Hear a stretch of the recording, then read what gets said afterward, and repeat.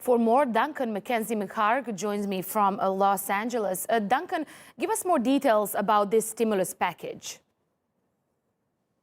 Yeah, it's a huge stimulus package, a $2 trillion economic stimulus package to fight the effects of coronavirus and what it means to the US economy. I'll break it down in a number of parts for you, Nafisa, but mainly the first point is it's going to put $250 billion into the pockets of Americans through direct deposits. And what does that mean? Every American who earns under $75,000 is entitled to $1,200. If you're a couple, you're entitled to $2,400. And for every child, they're entitled to $500. If you earn more than $99,000 in the United States, though, you're not entitled to any of this money.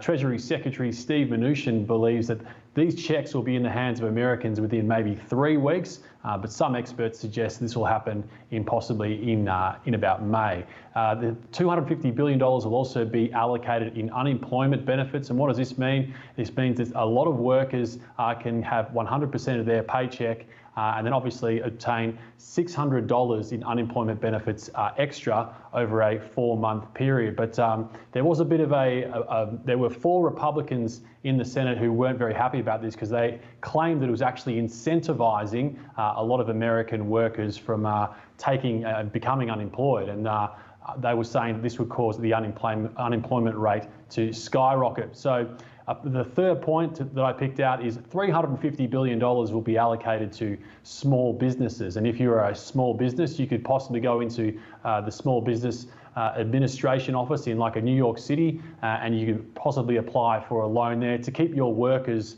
on the payroll. $500 billion will be allocated to companies or industries in distress. One in particular would be the airline industry. They've requested a $50 billion bailout, and obviously other companies as well that are necessary to maintaining the national security of the United States.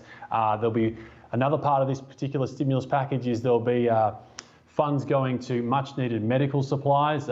The states will be allocated $150 billion in funding. If you're a student, Nafisa, you can defer your payments until September. I know a lot of students aren't working at this current time as well, so they can defer their payments up until September. And obviously there is also some rules around foreclosures and evictions and the 60-day cutoff period. So they're the main talking points from this $2 trillion economic stimulus package.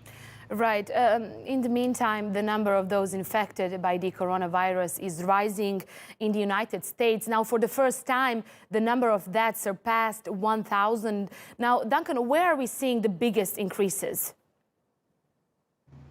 Well, we're seeing the spikes, especially happening in New York City, and yeah, we're seeing Texas is being heavily affected at the moment. We saw Louisiana yesterday declaring a major disaster declaration whereby they're going to be asking for more medical supplies, more masks, more gowns, more respirators, more gloves, more ventilators. We heard from New York Governor Andrew Cuomo yesterday.